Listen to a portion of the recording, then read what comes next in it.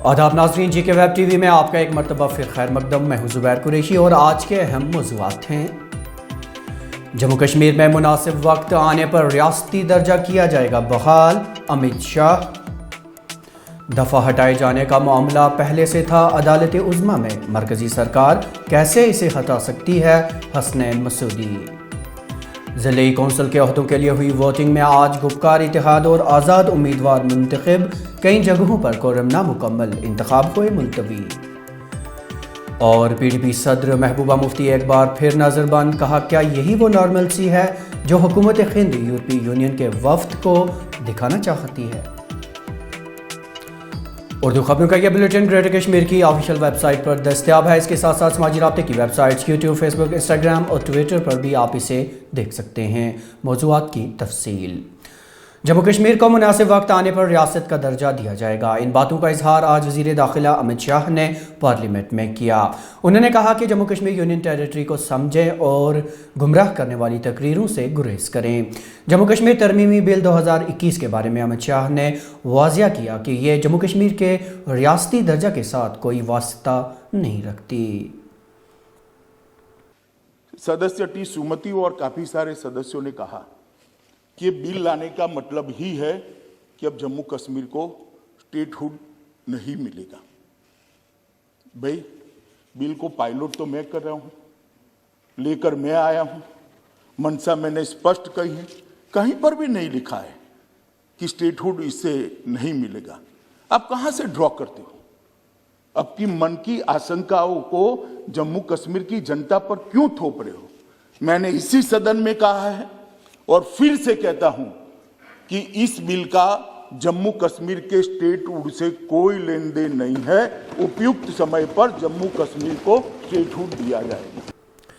इसी दौरान member parliament Hasnain Masoodi ने मरकजी सरकार के 5 अगस्त के फैसले पर सवाल उठाते हुए कहा कि दफ़ा हटाने का मामला पहले से ही अदालत उज़्मा में था और मरकजी सरकार अदालत से पूछे बिना कैसे इस दफ़ा को हटा सकती है। उन्होंने कहा कि यह शर्म की बात नहीं तो क्या है। तो जनाब, उसके बाद ऐसे कानून, पहला जो पैरेंट कानून है उसको इम्प्लीमेंट नहीं करना चाहिए था, उसके बजाय दरख्वास्त देनी चाहिए थी सुप्रीम कोर्ट के, वो एक्सपेडाइट करे, सुनवाई करे और ये निर्णय दे क्या ये आइन के मुताबिक कदम उठाए। कि हमारा मानना है बिल्कुल आइन का उल्लंघन करके, आइन पर असॉल्ट से कम नहीं है जो कुछ किया गया 5 अगस्त को। तो जनाब, इस पस मंज़र में ये जो बिल है, ये बिल भी उसी का हिस्सा है जो इम्प्लीमेंटेशन प्रोसेस शुरू हो गई है। अवामी इत्तेहाद बराए गुपकार एलामिया के उम्मीदवारों ने आज शुमाली ज़िला बांडीपुरा में ज़िली कौंसिल के ओहदों पर मुनक़िदा इंतखाबात में कामयाबी हासिल कर ली। तफसीलात के मुताबिक नेशनल कॉन्फ्रेंस के अब्दुल गनी भट्ट और पीपल्स डेमोक्रेटिक पार्टी की कौसर शफीक को बिलतरतीब बांडीपुरा ज़िली कौंसिल के चेयरपर्सन और नायब चेयरपर्सन के ओहदों के लिए मुंतखब किया गया। शुमाली कश्मीर के बारामुल्ला में ज़िली कौंसिल ओहदेदारों के इंतखाबात में आज़ाद खातून उम्मीदवार सफ़ीना बेग ने कौंसिल के चेयरपर्सन ओहदे पर कामयाबी हासिल कर ली, जबकि नायब चेयरपर्सन का ओहदा पीपल कॉन्फ्रेंस के उम्मीदवार सनाउल्ला के हक में गया। इस कौंसिल पर पीपल कॉन्फ्रेंस के पास 3 और अपनी पार्टी के पास 2 उम्मीदवार हैं, जो एक आज़ाद उम्मीदवार मुज़फ़्फ़र डार के साथ सफ़ीना बेग की हमायत कर रहे थे। नायब चेयरमैन ओहदे के लिए सनाउल्ला और इरफान के माबैन मुकाबला 7-7 से बराबर रहा, जिसके बाद कुर्रा अंदाजी के जरिए नायब चेयरमैन का इंतखाब अमल में लाया गया। पूंछ ज़िली कौंसिल के ओहदों के लिए मुनक़िदा इंतखाबात के दौरान आज 2 आज़ाद उम्मीदवार कामयाब करार पाई। इस कौंसिल से नाज़िम अख्तर नामी खातून उम्मीदवार को चेयरपर्सन के ओहदे के लिए मुंतखब किया गया, जबकि इस कौंसिल पर मोहम्मद इशफाक नामी एक और आज़ाद उम्मीदवार को नायब चेयरपर्सन के ओहदे के लिए मुंतखब किया गया। इसी दौरान इतला मिली है कि किश्तवाड़ में आज कोरम पूरा न होने की वजह से इंतखाबात को मुलतवी करना पड़ा। उधर राजौरी में भी ज़िली कौंसिल ओहदेदारों का इंतखाब मुलतवी किया गया। बताया जाता है कि कोरम पूरा न होने की वजह से आज होने वाले ज़िली कौंसिल के इंतखाबात को मुलतवी किया गया है। याद रहे कि ज़िली कौंसिल के ओहदों के लिए इंतखाबात में कम से कम 10 मेंबरान का होना लाजमी है। मिलजुल कर मेरी अकेली की जीत नहीं है ये, मैं उनका शुक्रिया अदा करती हूँ और इंशाल्लाह हम अपने ब्लॉक की भी और डिस्ट्रिक्ट की भी मिलजुल कर डेवलपमेंट करेंगे।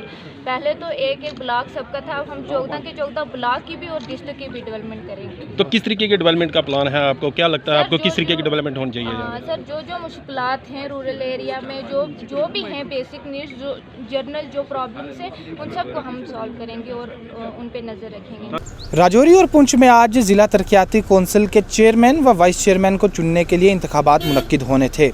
पुंछ में ये इंतखाबात कामयाबी के साथ मुनक्किद हुए, जिसमें पुंछ के साथरा डीडीसी कॉन्स्टिट्यूंसी से ताज़ीम अख्तर ने चेयरमैन की सीट पर कब्जा जमाया, जबकि महेंद्र सी से अशफाक अहमद वाइस चेयरमैन बने और ये दोनों इंडिपेंडेंट कैंडिडेट थे।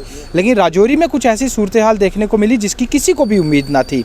शुरू में राजौरी में नेशनल कॉन्फ्रेंस के ही सभी मेंबर्स यहाँ नहीं पहुँचे, लेकिन आखिरकार यहाँ नेशनल कॉन्फ्रेंस के 5 यानी कि सभी और उसके बाद कांग्रेस के सभी 3 और फिर पीडीपी का 1 मेंबर यहाँ पहुँचे वोटिंग हॉल में, जिसके बाद कुल मेंबर्स की तादाद 9 पहुँची। लेकिन फिर ये पता चलता है कि क्योरम मेंटेन करने के लिए 10 लोगों का होना ज़रूरी है और जब तक 14 में से 10 डीडीसी मेंबर यहाँ नहीं होंगे तब तक ये इलेक्शंस नहीं हो सकते।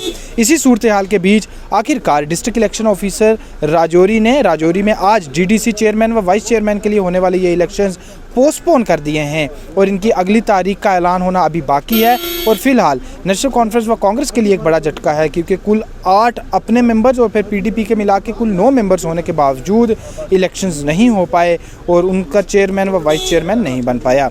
जल्द ही राजौरी में डीडीसी के चेयरमैन व वाइस चेयरमैन के इलेक्शंस के लिए अगली तारीख का ऐलान होगा। राजौरी से जीके वेब टीवी के लिए मैं सुमित भार्गव।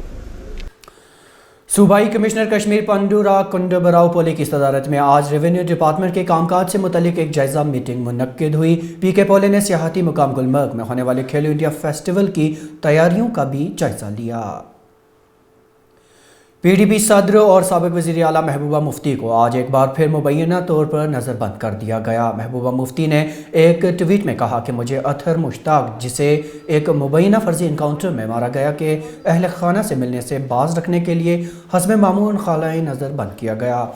उन्होंने कहा कि अतहर के वालिद पर अपने बेटे की लाश मांगने पर UAPA के तहत मुकदमा दर्ज किया गया है। उन्होंने पूछा कि क्या यही वो नॉर्मलसी है जो हुकूमत हिंद कश्मीर का दौरा करने वाली यूरोपीय यूनियन के वफ्द को दिखाना चाहती है।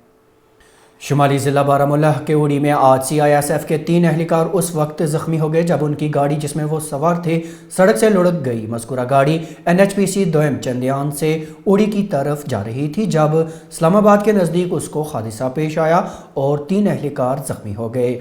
ज़ख्मियों को उड़ी के सब ज़िला अस्पताल में भर्ती किया गया है, जहाँ उनका इलाज व मुआलजा जारी है। जनूबी ज़िला अनंतनाग के कुकरनाग इलाके में आज एक जवान साल खातून अपने कमसन बच्चे समेत मुर्दा पाई गई। ये वाक़या सोफशाली गांव में पेश आया। तफसीलात के मुताबिक माँ बेटे को घर के अंदर सुबह सवेरे मुर्दा पाया गया। महलूकिन की शनाख्त 23 साला इशरत जान और इसके 2 साला बेटे मुसैब के तौर की गई है। इसी दौरान काजीगुंड में एक 10 साला बच्चा बिजली की तरसीली लाइन छू जाने से लुकमा अजल बन गया। तफसीलात के मुताबिक 4वीं जमात का तालिब इल्म साहिल चौगांव में एक ट्यूशन मरकज़ पर था, जिसके बिल्कुल करीब एक हाई टेंशन तार थी। इस तार के छू जाने से साहिल शदीद ज़ख्मी हुआ, जिसके बाद उसे एमरजेंसी अस्पताल काजीगुंड ले जाया गया, मगर डॉक्टरों ने उसे मुर्दा करार दिया। मुकामी लोगों ने महकमा बिजली के खिलाफ शदीद बरहमी का इजहार किया। उनके बकौल मज़कूरा हाई टेंशन तार और बोसीदा खंभों को तब्दील करने का मामला कई बार आला हुक्काम की नोटिस में लाया गया, मगर ताहाल कोई कार्रवाई नहीं हुई। पुलिस ने आज सांबा के बारी बरहमना इलाके में दी रेजिस्टेंस फोर्स TRF नामी जंगजू तंजीम से वाबस्ता एक जंगजू को गिरफ्तार करने का दावा किया है। IGP कश्मीर विजय कुमार के मुताबिक मज़कूरा जंगजू को गुज़श्ता रात के दौरान फोर्सेस और अनंतनाग पुलिस की मुश्तरका कार्रवाई के दौरान गिरफ्तार किया गया। और अब आखिर पर यह खबर कि ट्रैफिक कंट्रोल रूम श्रीनगर की इतला के मुताबिक कल मौसम साजगार रहने की सूरत में शहरा पर गाड़ियों को श्रीनगर से जम्मू की जानिब चलने की इजाज़त होगी। किसी भी गाड़ी को मुखालिफ सिमत से चलने की इजाज़त नहीं होगी। तो अब तक की खबरों में नाज़रीन इतना ही, लेकिन इजाज़त लेने से पहले आपको बताते चलें कि खबरों का ये बुलेटिन ग्रेटर कश्मीर की ऑफिशियल वेबसाइट पर दस्तयाब है। इसके साथ साथ समाजी राब्ते की वेबसाइट्स YouTube, Facebook, Instagram और ट्विटर पर भी इसे आप देख सकते हैं। इसके साथ ही अपने मेज़बान ज़ुबैर कुरैशी और GK वेब TV की पूरी टीम को दीजिए इजाज़त। खुदा हाफिज़।